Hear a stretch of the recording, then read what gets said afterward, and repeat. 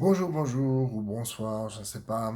Alors, je voulais vous expliquer ce que c'est qu'un nettoyage de lieu d'habitation. Donc, un nettoyage de lieu d'habitation, alors en général, on vient chez vous à une personne ou deux, ça dépend, et nous travaillons sur votre lieu d'habitation. On commence toujours par en bas, c'est-à-dire que si vous avez une maison, on va commencer par les sous-sols, et ensuite on va remonter dans les étages petit à petit. Ça, le nettoyage d'aura est facturé aux frais de déplacement plus au nombre d'heures qu'on va devoir faire dans le lieu. C'est vrai que si vous avez un petit 2 pièces, ça va pas être trop long, à moins qu'on doive faire, je sais pas moi, 3 heures de route. Alors là, ça c'est plus compliqué.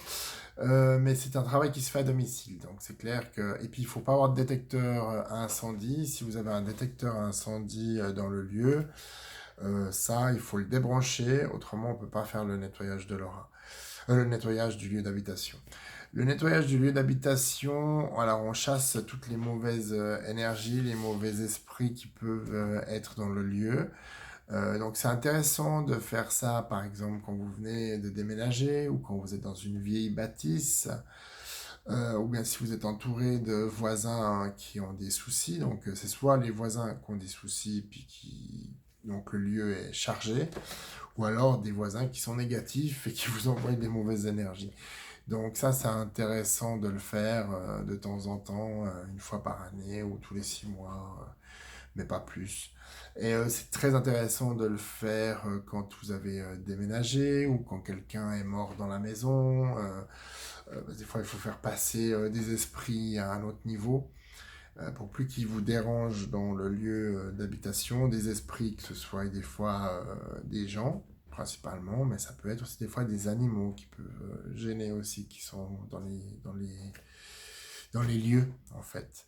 Donc ça c'est à voir avec nous, hein. On doit toujours regarder où vous vous situez parce qu'on doit se rendre à domicile et c'est assez compliqué à mettre en place au début. Et puis surtout maintenant avec le Covid, c'est un peu compliqué.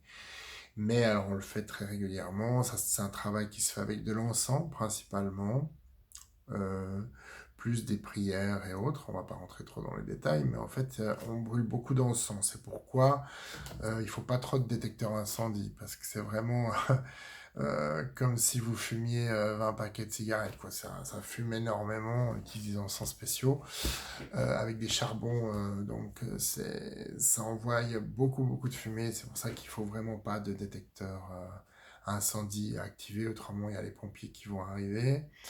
Si c'est dans un immeuble, ça peut gêner aussi le voisinage, parce que quand on ouvre les fenêtres, il y a tout le quartier qui est enfumé. Ça, c'est juste les inconvénients de faire un nettoyage quand il fait jour, parce que les gens ils voient que vous avez beaucoup d'encens et puis il y a tout le quartier qui est enfumé.